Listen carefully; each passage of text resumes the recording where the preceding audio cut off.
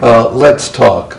You need to have a group of men in your life. How it gets started depends on presently what you have available to you. Now, for those of you that are fortunate, you can and have people that several men around you that you can call up for leadership. Man, that's great. You already have your manhood team sitting there ready to take off and work. Now, I'm going to talk about the typical beginning of a meeting in a minute, but first let's address those gentlemen who appear to be the only guy in their church or around them that goes, I want to make a difference. I want to get something started. For those of you who don't naturally have a number of men around you, but see the need to start to head in this direction, you need to see if you can find just one or two guys who are willing to meet with you regularly and just begin a program. Numerous successful Knights programs have started out this way, where just 3 or 4 guys got together doing the program, and then over a period of time, as they got used to working the program, they eventually got through it, and then this became the leadership team for the next time. And they just agreed that amongst themselves, hey, we'll repeat the first year all over again. God many times asks us to change ourselves and get ready for something bigger before He blesses us. And your willingness to begin a program with just 2 other guys is a start. Now let's talk about the meeting. You need to pick a location. That's a comfortable place that allows for conversation and is welcoming to others. It's very fascinating as we travel the country looking at the various man caves or places where these groups are taking place. You also then need to pick a time.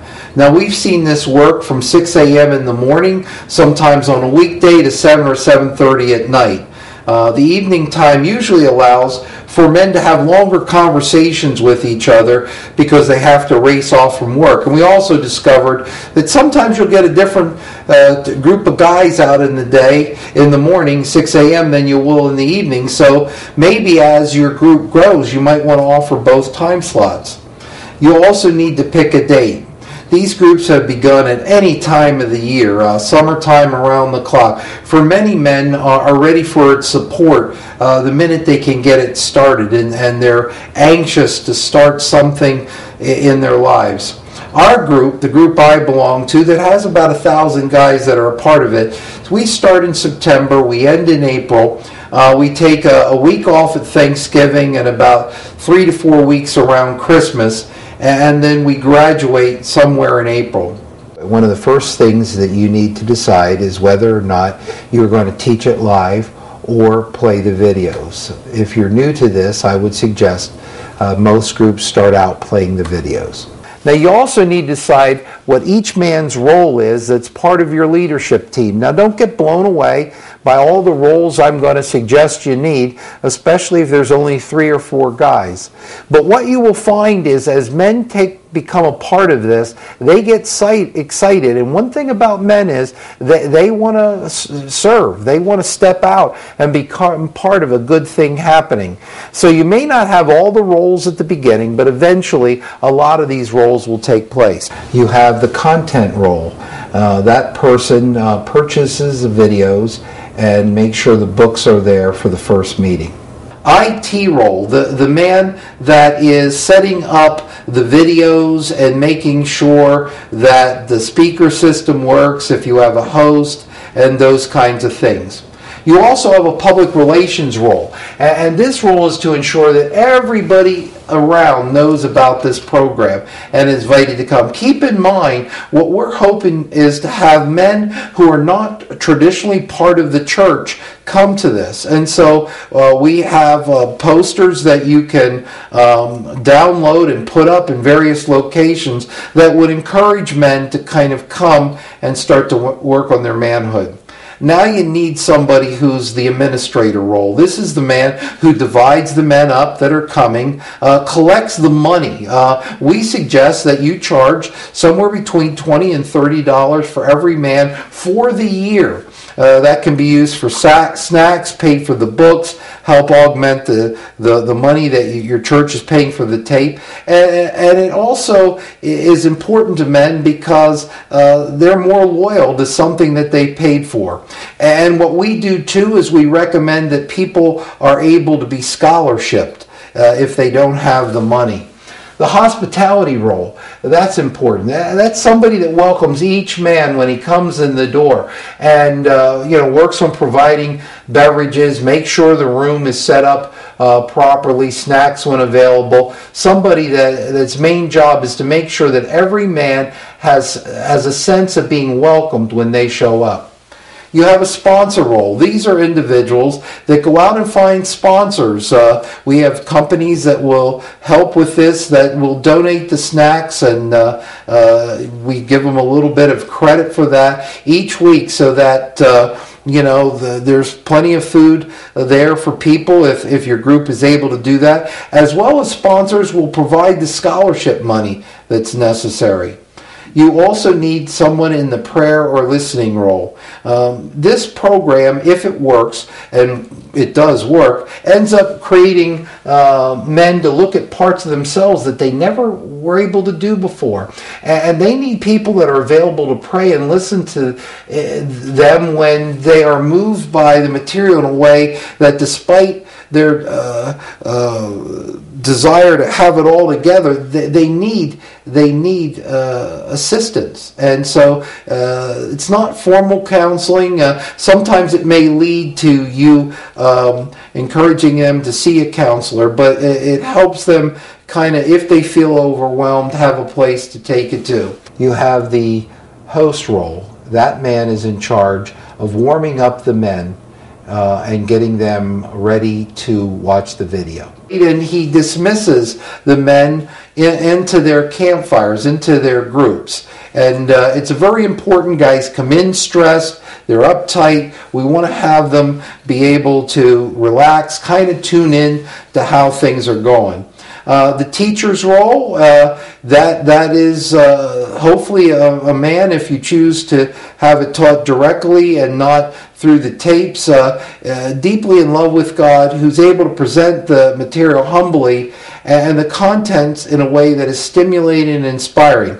This material has to be taught not just from an intellectual perspective, but from an emotional perspective as well.